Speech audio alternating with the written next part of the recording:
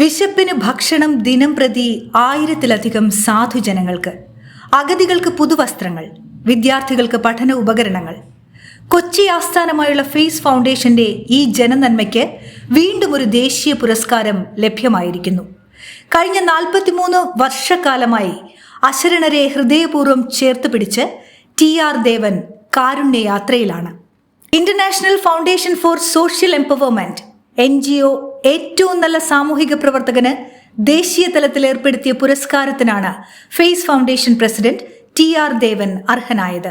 തൃശൂർ തേജസ് ഓഡിറ്റോറിയത്തിൽ സംഘടിപ്പിച്ച പ്രൗഢഗംഭീര പുരസ്കാര ചടങ്ങ് പത്മശ്രീ മീനാക്ഷി അമ്മ ഗുരുക്കൾ ഉദ്ഘാടനം ചെയ്തു. IFSC പ്രസിഡന്റ് KG ഗണേശൻ ചടങ്ങിൽ അധ്യക്ഷനായി. Padmashri MK Kunjol, retire DCP Manivarnan, doctor Gopakumar Cholayil, Kalamandalam Mohanakrishnan, advocate Parameswaran എന്നിവർ പുരസ്കാര ചടങ്ങിൽ സന്നിഹിതരായിരുന്നു. News desk, channel 91.